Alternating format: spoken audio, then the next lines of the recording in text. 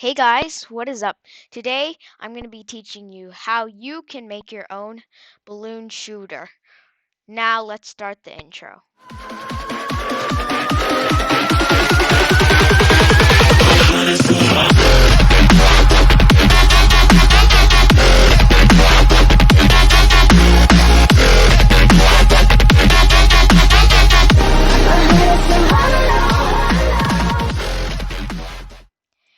Alright, so guys, I have created my shooter, my left bullet, and my right bullet.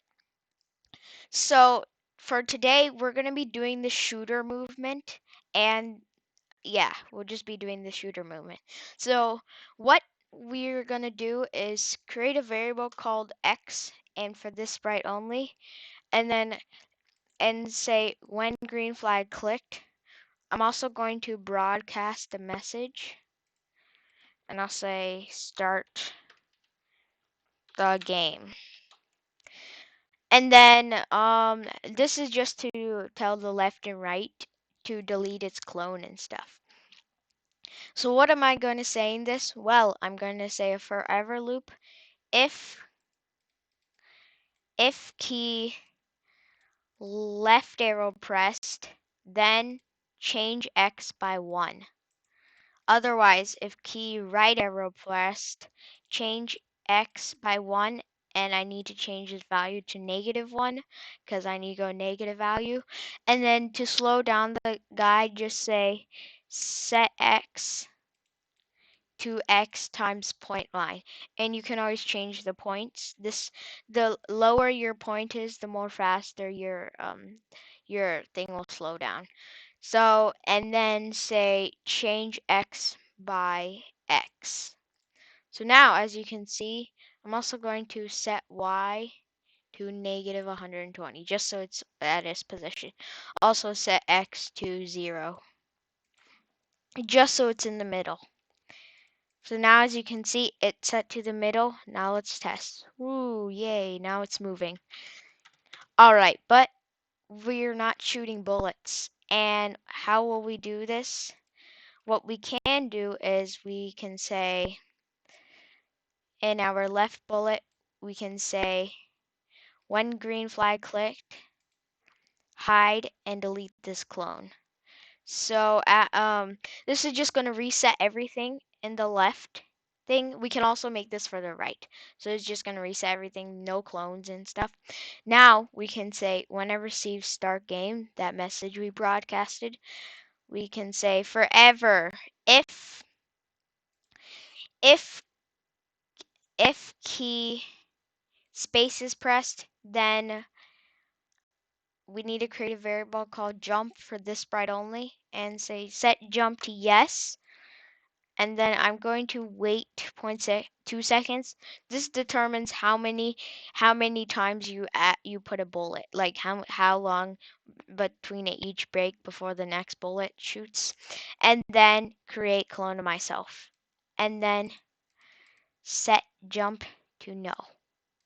So now it will stop jumping. And then after that, grab a when I start as clone. So this we will have clones that will spew out of the thing. And I'm also going to set y to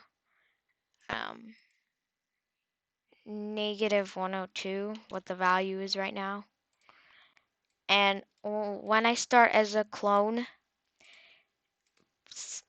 put an if then else statement saying if jump is equal to yes, then show else hide. And then after that, what we can say is repeat until touching edge. So this will keep moving until it is touching the edge. And then after this, we can delete this clone. And then I'm going to say change y by 10. And then after that, one more when I start as clone statement saying, I'm going to say forever set x to and there's this block called backdrop as stage, and I'm going to click shooter, and it's automatically sets to X position. You can always use other variables. So after that, I'm going to duplicate this and delete all of these blocks. And then after that, just simply stop this script. And then after that, just duplicate this for your right thing. Oh, it just stopped. Let me try again. Right. And there you go. So it should be shooting bullets. There you go. Now you can't see both bullets because they're same to the same position. So let me just subtract this by maybe 40. I tested this early and we need to make our bullet so it goes there.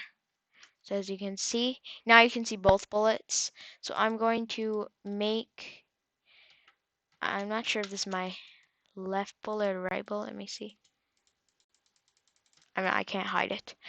So so this is -40. That means I need to set this to -40 or 40. And then this one should probably be +50. Let's see what happens. So as you can see, yes, now it is working. So we've finally finished our player movement. I hope you enjoyed this video.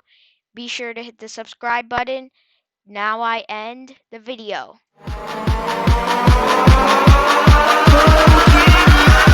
Gotta catch 'em all.